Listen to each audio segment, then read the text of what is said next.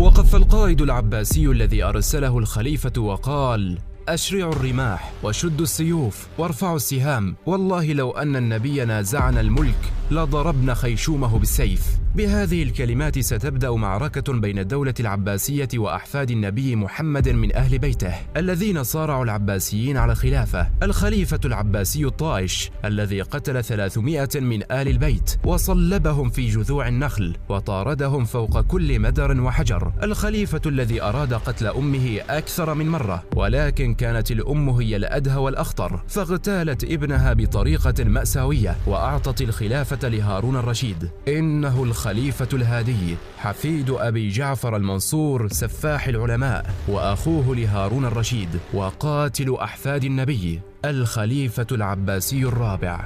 وقبل أن ننطلق أدعوك للاشتراك في قناة أسطر والضغط على زر اللايك تشجيعا لنا وحتى يصلك كل جديد.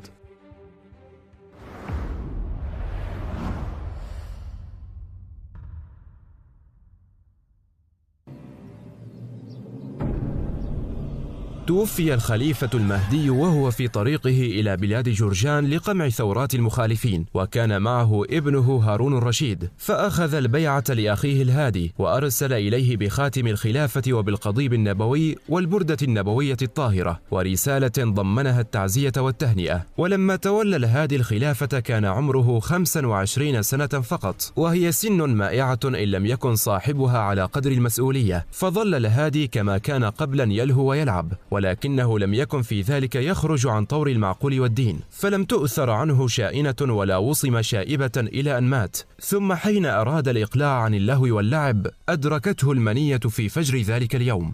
ولد الهادي سنة 144 وولاه أبوه المهدي العهد في سنة 160، فجعل الخلافة فيه، ومن بعده الخلافة تكون لهارون الرشيد. وقد عني أبوه المهدي كثير العناية به منذ فجر شبابه، فدربه على القيادات العسكرية والرياسات المدنية، وبعثه مرات لقتال الخارجين والمخالفين في أطراف جرجان وبلاد المشرق. وكان الهادي فتى طويلا جسيما متيقظا غيورا كريما شهما شديد البطش جريء القلب مجتمع الحس، ذا إقدام وعزم وحزم، وكان محبا للأدب والشعر والثقافة الواسعة، ويحب العلم والفن وأهلهما ويكثر عطاءهم، كما كان يكره الزنادقة والملاحد والفساق مثل أبيه. وصفوة القول إنه كان مثال الفتى العربي المتزن النبيل الشجاع الكامل المؤمن. ولكن حدثت كارثة في أيامه، ألا وهي واقعة فخ.